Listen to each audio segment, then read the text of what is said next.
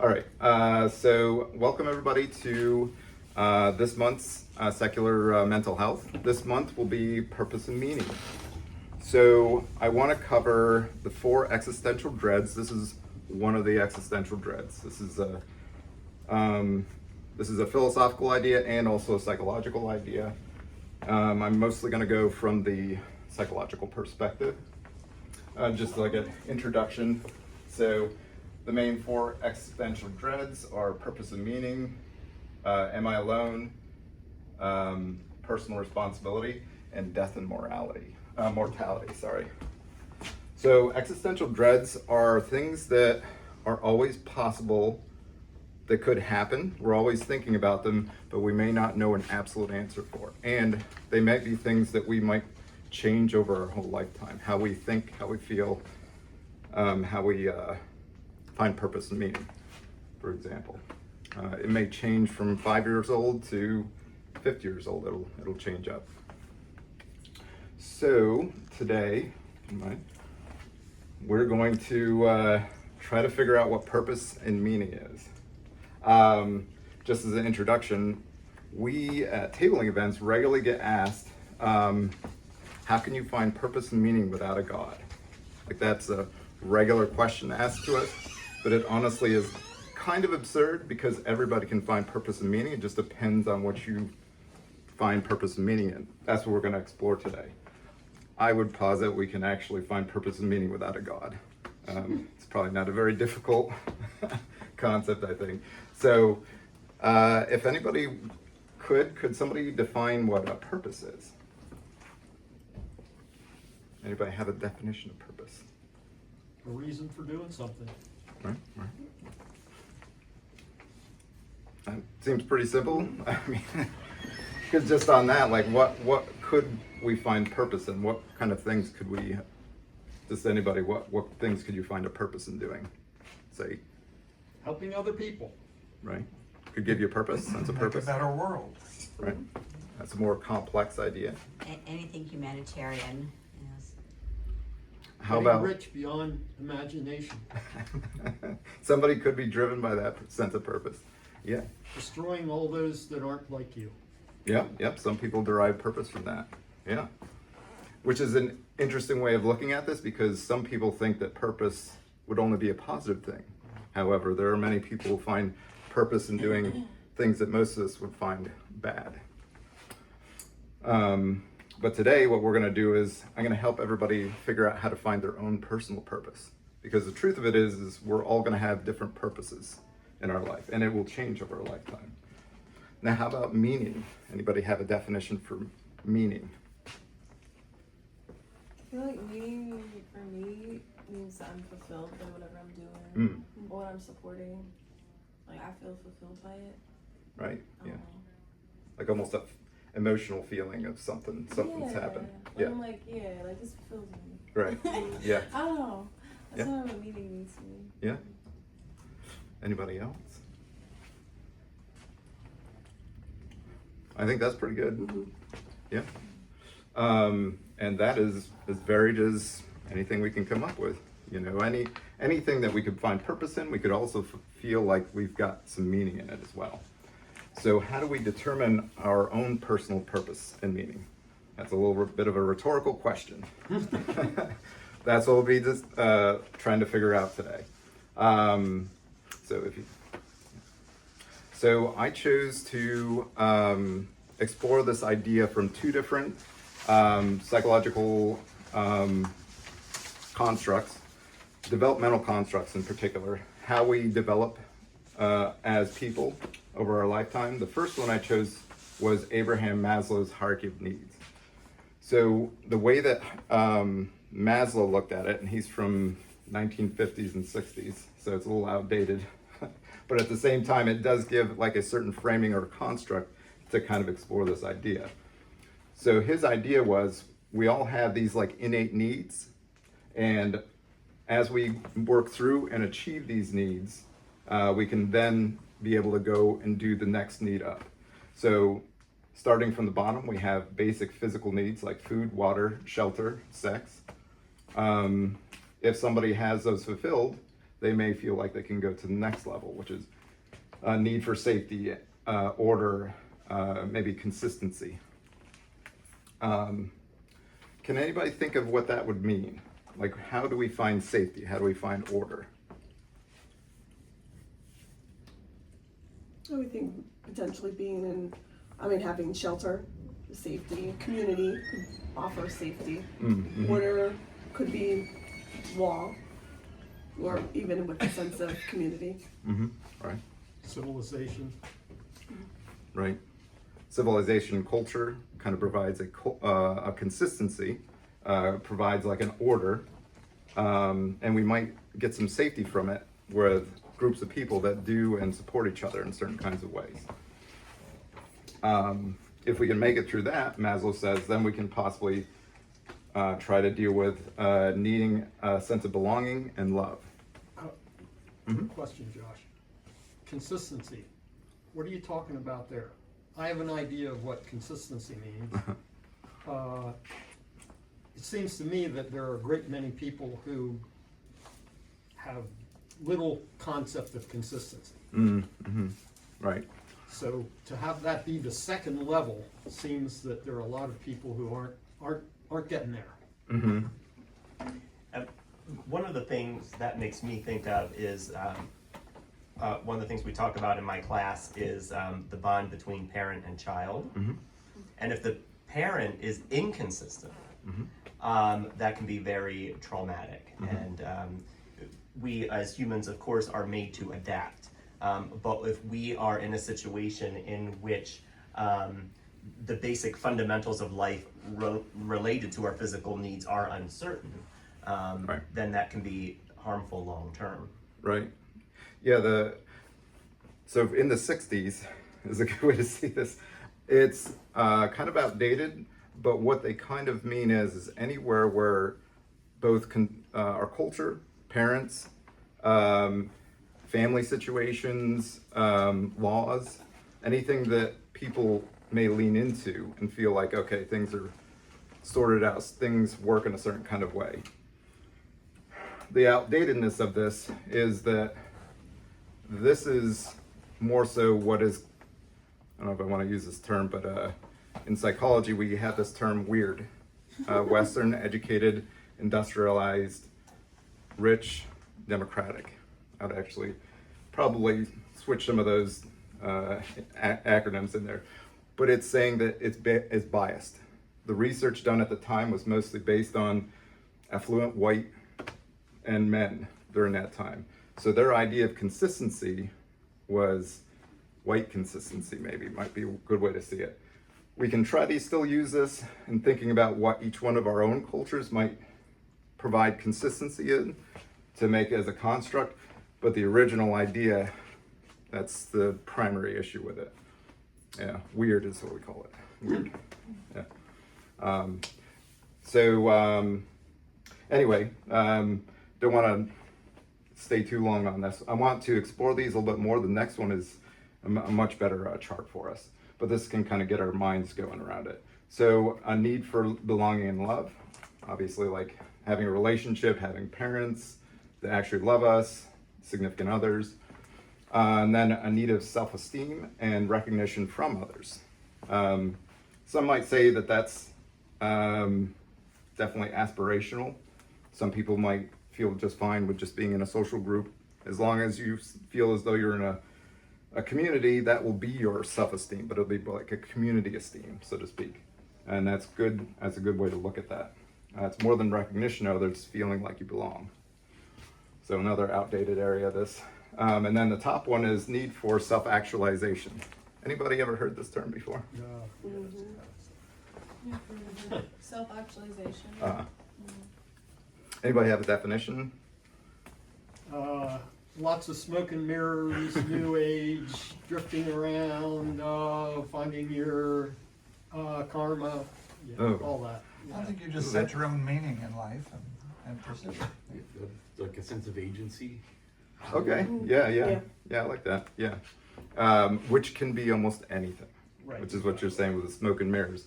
That is very difficult to measure that. Obviously, everybody's sense of You know, actualization might be different from one to the next. Some would say it's connecting with a God. That won't be a part of our community primarily. We'll have self-actualization maybe in a different kind of way.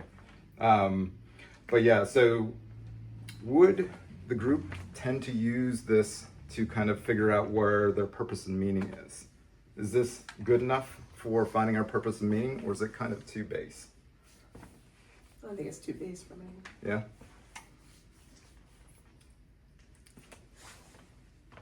I mean, I could certainly draw some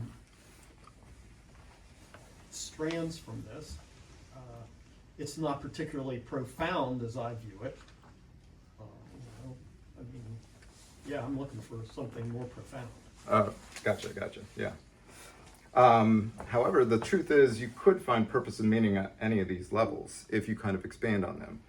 So for example, it's in your handout. I explored the idea of Abraham Maslow's hierarchy of needs and the potential of, so our ancestors back maybe, 3 million years ago, Australopithecus afarensis, I think during that time. Afarensis. There might have been a potential kind of expansion of maybe how to view the world, the potential dreads of what's potentially out in the forest or whatnot. But their basic needs, purpose and meaning, going, collecting food, maybe feeling like they're comfortable and feeling warm on maybe a bed of leaves, like out in the woods. That could maybe have them, get them to think, I have a sense of purpose and meaning here, but it's a good intellectual exploration. Like, how much do you think they might have thought of that? How expansive did they start to think as they're looking at the stars or looking out in the woods or whatnot? Is that what we originally started to think about, like, what is our purpose and meaning in life? As long as we're surviving, that may be all that we can achieve sometimes. But if we are able to have those needs met, maybe we can go to something else instead, like more intellectual, as you say. Okay, so the next one we're going to use to explore, we're going to actually get a little more complex. However, I think this really gets to the point of maybe more so what we mean by purpose and meaning. So Kohlberg's stages of moral development, I think he created this in the 60s or 70s as well. However, he's kind of getting more to the point of something that's inclusive of all types of people, how you might develop your morality. Excuse me. So the way that he looks at it is we're all going to develop our morality throughout our lives, from the point that we're born all the way until whenever. Our first stage of moral development, he came to think, and I agree with this, is a amoral dependence on authority figures and avoidance of punishment. This is where you'll have a child from the age of 0 to 5 years old. It's probably for the best that they listen to the parents at that time, because they have no sense of self, no sense of, that stove's hot, don't run in the street. So basically being dependent on an authority figure, the parents, is actually a good thing. So developmentally, that may be the first stage that we need to kind of go through. So thinking about that, is anybody in the room feel like they're currently at the first stage of moral development? I try to avoid punishment wherever I can. Right. However, how and why you do that, we'll explore later at a different stage. There's following laws for specific reasons. This one is more about feelings of fear and avoidance of punishment from an authority figure specific. Can we think of anybody, a social group in society right now that might actually struggle with and be somewhere around stage 1 of amoral development, where they're dependent on authority figures to tell them what to think? Are you thinking of the fearless leader? I can't say specifically, but I'm saying more so the moral, certain groups of people. Can anybody think of any certain groups? MAGA, you put in the first. Why do you think? Fundamentalists? Yeah, what's that? Fundamentalists? Fundamentals? Yeah. Okay. Yeah. Which I would say that's probably better because that's all encompassing of a lot of different groups. It's not a Right. very complicated Venn diagram either. Gotcha. I say religious groups. Certain ones? Do you think? Well, I just think religious people in general Okay. All. are scared because, yeah. Why do they Constantly do? trying to avoid a punishment. They're obsessed with like doing all these things because they're not trying to get knocked on the head by the man in the sky. Right. But I don't agree with religion because of that. Like Right. I don't think you should. Yeah. You should have like more of a. I'm spiritual. Like I believe that the spiritual world is real because I've seen it myself. I grew up in Africa, so like my great grandma, she was a fetish priestess. Mm. You know what I'm saying? So like witchcraft and stuff like that is real because I literally saw it happen. You know what I mean? And like I have my own experiences. So like I'm not gonna say that this spiritual world and like God and all that doesn't exist, but I don't like religious groups because they're obsessed. Like they're full of fear, and they're some of the most unloving people ever. And I'm like, what are y'all trying to do? Like, come out here and convert us all? Like, no, that's not. I don't know. They're just trying to make more people scared. I'm like, because they're scared themselves. Right. So like anyone that's religious, I respect everybody's point of view because I've noticed that some people that don't grow up in religion and really want that sense of structure tend to gravitate towards religion because of their own traumas and their own, spiritual explorations. And then the people that were raised in religious societies tend to not want anything to do with it because oftentimes like we're able to see how it's a scam and it's like not true. Like You notice. so then they get away. issues. Yeah, so like my point with all of that is like, depending what your worldview is or what your experience is, like you're gonna see it differently. But a lot of people will True. try to project their fears on other people, and the religious community is that type of people to me. Right. I mean, they spill into everything, even MAGA. Right. Like they try to say, like use God as a backup for everything they do out of fear. And I'm just like, I'm not gonna be controlled by that. Come on now, like. So the good question No. is why the fear, especially with control, right? well maybe control, but when we're exploring like the moral development of why somebody might make a decision one way or the other, so their way of thinking is obedience. Yeah, obedience and avoidance of punishment in particular. Generally speaking, that's the way to look at this moral stage. So 0 to 5 years old, but do some people literally never grow out of that moral developmental stage? It appears that might be true. Yeah. So something we're asked actually at our tabling events, which says more about the person than it does about us, we're often told, so if, this is them saying it, if I didn't have God, I'd go out and kill people. They're saying exactly kind of a way that they think.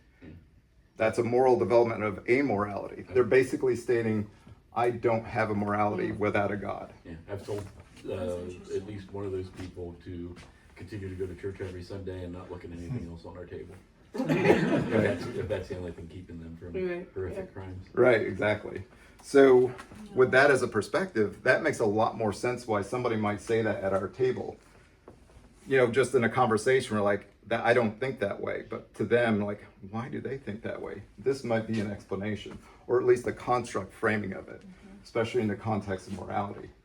So second stage of moral development is more on self-interest and transactional. So this is typically, again, somewhere in the range of like 3 to 8 years old, usually is when you're kind of learning how to deal with this. I counsel kids, and usually they are the cruelest around 8 years old, and I would say that's mostly the reason why. It made it make more sense to me. But anyway, yeah, so this stage is more about right and wrong, and relationships are mostly transactional, and not about morality. So if you give me this, then I'll do this. It's more on, if you're working up through like moral development, this is kind of your next stage where you're starting to see how relationships kind of function. Can we think of anybody that might be mostly transactional type people in society? Trump. I would agree with that. I would say that's probably true. I would think any narcissist would be. Yes, thank you for saying that. So when we're thinking about different psychological diagnoses, this is almost definitely where your antisocial personality disorders and narcissists are. They are mostly thinking in the range of transactional relationships. They tend to not consider other people.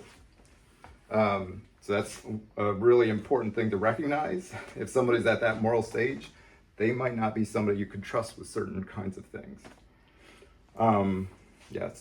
Certain kinds of salesmen, certain corporate CEOs, some of them that get right to the top, that might be how they do that. They're mostly transactional, not considering the effects that they have on other people maybe. Not to say all CEOs are functioning at that level, but we certainly can think of some, I'm sure. So this is the starting stage of morality. According to Kohlberg, this is pre-conceptualized morality, and I forgot my term. And the next one is kind of the main morality that most people grow into as teenagers and adults. So this level morality, so stage 3 is it's about social norms and conformity. So the person is more so watching everybody, watching interactions like, ooh, when they did this, they had fun doing this, I want to do that too. I want to be accepted. I want to be in the in-group. That's, all of us go through this developmental stage. Some of us move past it, and a lot of us use it throughout our lives as well. But this stage, moral decisions are based on social approval and maintaining relationships through loyalty and conformity. Anybody feel like they might be in this stage, or they use a little bit or a lot? I would see it almost equivalent to like middle school or high school, That's- where if you're best friends with someone and then you're in a cool crowd and they don't accept them, they could write them off because they still want to conform to the cool crowd and ditch their old friends. Like, I see it as immature way of looking at building relationships. I'd say that's how I remember it as well. It's kind of like they weren't really so much focusing on the personal relationship, as more about looking like they fit in more so. And that might be the way to look And at there's that some moral adults stage. that function out Yeah. of and not to bring it up again, but again in religious circles. Actually, You know what I mean? Mm-hmm. And like, Actually. I think, like with work politics too. Yeah. Sometimes that Oh, yeah. gets thrown there. in-group, out-group.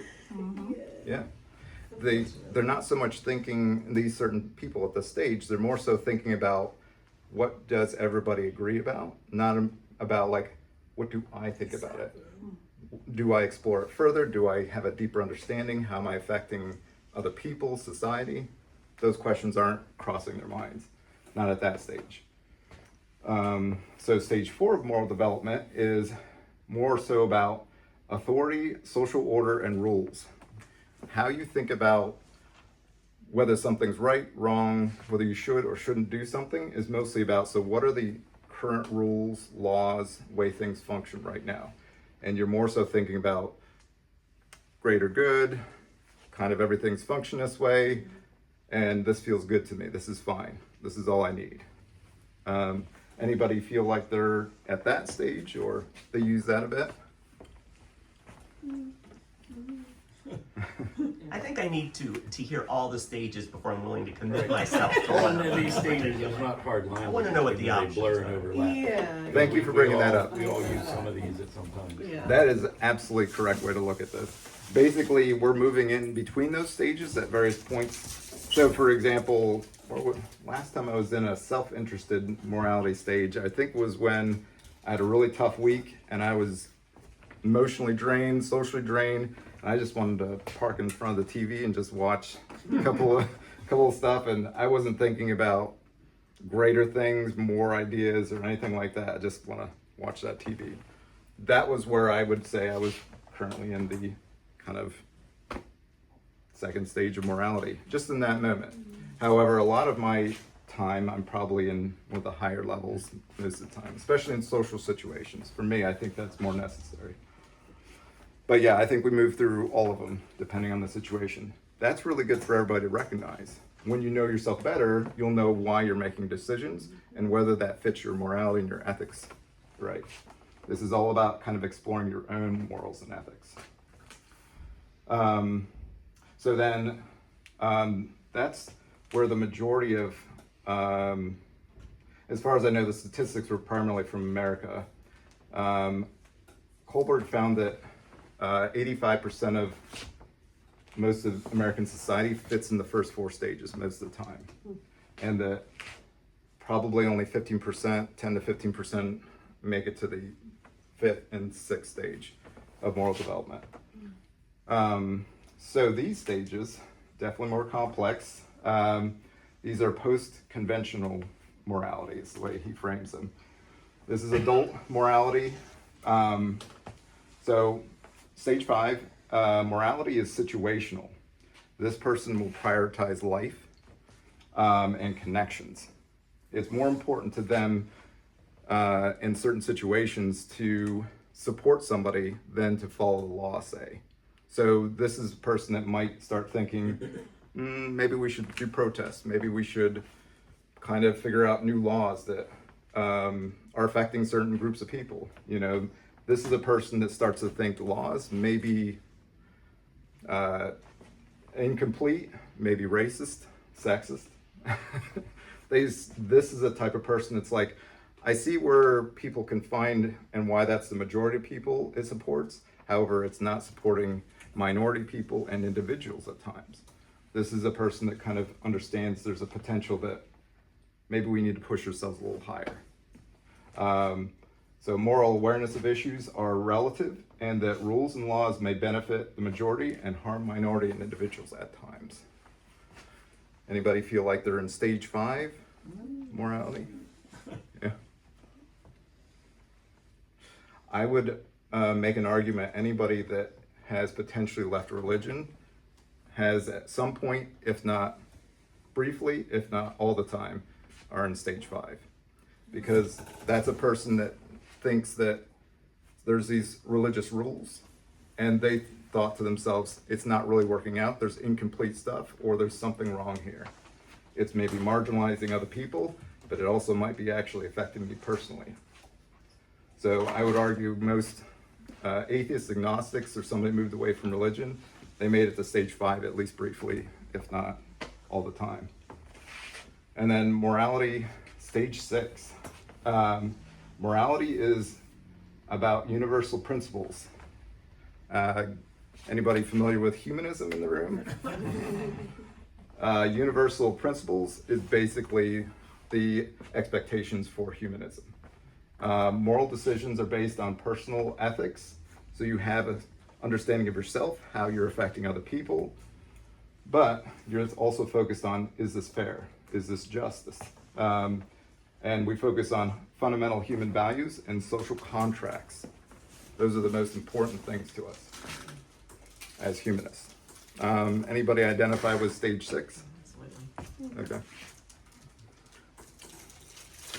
So did Kohlberg use humanism? I put that on there. That's a Okay, good, That's what I thought. it's good to note that. However, as I was doing my research, I was like, that basically meets all the criteria. Just so happens humanism, especially in psychology, in the psychological world, was kind of getting a little more mature during that time. And it wouldn't surprise me if this is why he framed it a certain way. A lot of people, including, Maslow, the other page, he's considered to be one of the original founders of humanism, at least in the psychological sense.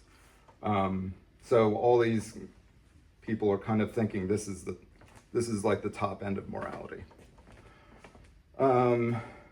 So when we're thinking about this, and we've kind of compared and contrasted different kinds of social groups, does anybody think that somebody that's religious can get to stage 5 or 6?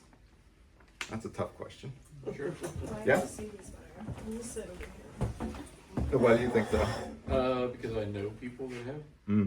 What do you think it is about them that gets them up They're there? typically, I'm making air quotes, the good kind of religious people. They're not fundamentalists. They're Quakers. They go to the UUC. They like the more liberal, not literal-minded religious. So I agree with they're you. not locked into these are the rules. There we They've go. gotten Yeah. beyond Yeah. what is good. This is what the book says, but my actual morality is better than what the book I claim to follow is. Might be, yeah. But yeah, rules in particular. No, stage 4, that is kind of the cutoff. There's rules or strict following of that, and that's why you do stuff.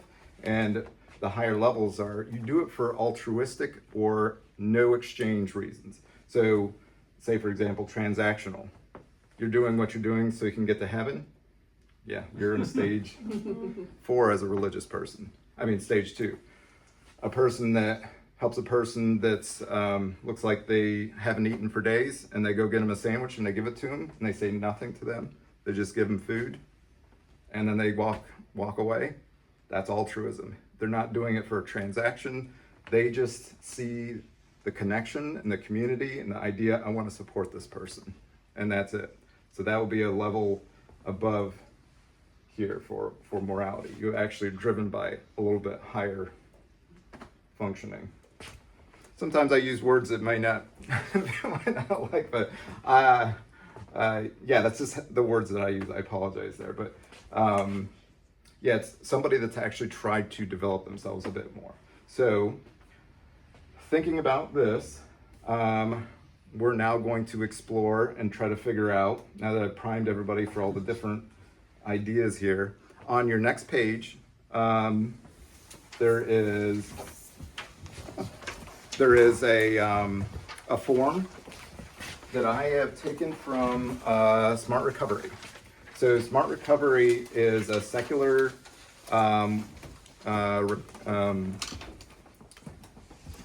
addiction counseling. It doesn't necessarily have to be, you don't have to be secular to do it. It just has a focus on acceptance commitment therapy, rational motive behavioral therapy. It's based on actual psychological techniques that we're all going to be using, especially in my series, but in counseling, I actually am a Smart Recovery counselor or a facilitator. So this is one of the things that we use in Smart Recovery. This is a hierarchy, values hierarchy. And what we do with this is just a lot of our first sessions, we want to introduce people to starting to think about more deeply, what do you value in life? And gaining perspective on that. Because that's going to give you a sense of direction. Like, why am I doing this? So involved in this, we're trying to explore why we value certain things and why we might find purpose and meaning in certain things.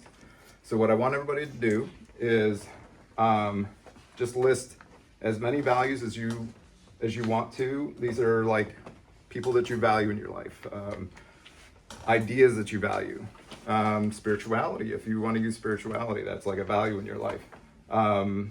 Critical thinking, whatever you want to use, list those values on your list. So does everybody have enough time for their values list? So I've made a values list as well. You can make this 100 long if you want to. The whole point of this is to gain perspective on what you find the most valuable in life.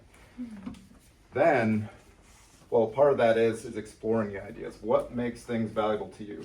So I've listed out 5. Now what I want everybody to do is pick their top 5 and rank them. Rank them in order. What's most important to you, especially from day to day, hour to hour? What really makes you tick?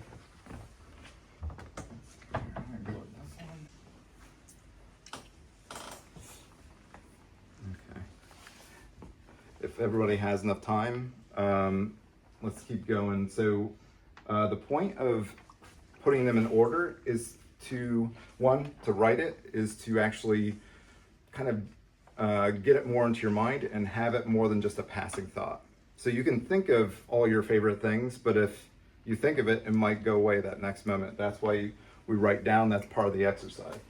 2, when we list them, that actually gets us to start thinking, so what is the most important thing in my life? You might not explore it deeply, or maybe you will, but that is the point, is to start thinking about it a little bit more. So I put, number 1 for me is my good relationships. It's utterly essential.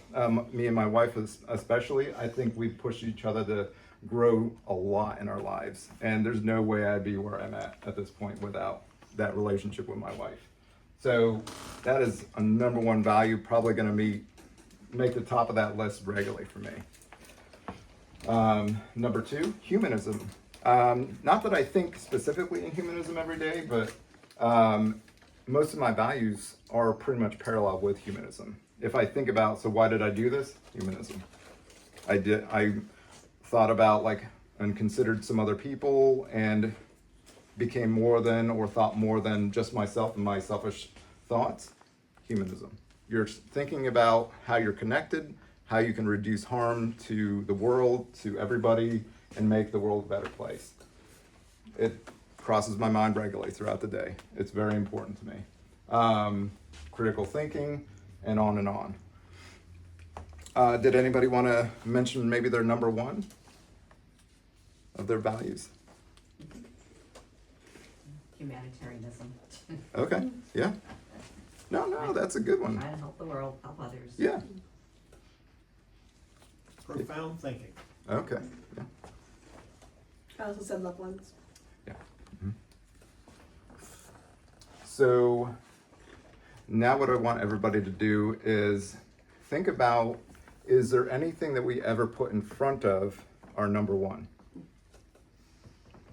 Do we ever, for example, for me, other times when I put other things in front of my good relationship? Maybe, yeah, Okay. On purpose or by accident? either. I mean, clearly, my most egregious blunders have been when I failed to do profound thinking. And that happens from time to time, sometimes with depressing frequency. But I can usually come back to say, why didn't I think about that better? Wasn't that wasn't like an asteroid fell out of the sky and hit me. It was like, yeah, you did something stupid, and now it came back to bite you. If you'd thought about it more, that wouldn't have happened. My life would have been better if I hadn't made that blunder. So it's a very important thing to you. Yeah, it's a Yeah. very important thing. Yeah. Still though, we probably all put something at the top of that list above our most important, most valuable things sometimes. Just so everybody knows, we do this exercise in Smart Recovery as well to get everybody to realize that when they put maybe their drug of choice above their values, their hierarchy values. Because the question is sometimes when somebody is addicted, they will sometimes only focus on whatever it is, get high, get drunk, and their number one on that list gets neglected. And it's kind of like a point of reference, a good point of inflection. What do I really value in life? Do I put my drug of choice number one on the list? And if you didn't put it on there, why isn't it on the list? And why do you sometimes put that before your most valuable thing? It's a question, and it's important to realize. So we do that sometimes with all of this. That's why I thought this was a good example to use. All that being said, and recognizing that, all of these things, would we agree this gives us purpose and meaning? All of our value list.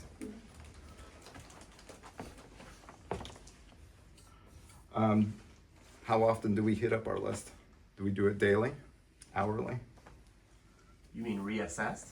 No, in a day, do we consider these things on our value list? It's a good question of inflection. Do I talk to my wife every day? Do I consider her? Do I always think about humanism every day?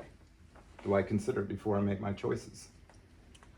When I don't consider that, am I potentially not paying attention to the things that give me the most purpose and meaning? That's the way to look at this. We need to realize what gives us purpose and meaning, what gives us value. Once we know what that is, then we can regularly visit those things that give us the most purpose and meaning. What I'm kind of not doing a great job of explaining, but every day, if you want to gain purpose and meaning, make sure you do something on your list every day at least once. I do. Yeah. Every day. And I'm always thinking about stuff too, like you said, profound thinking. I'm constantly thinking about what work can I be doing for the world.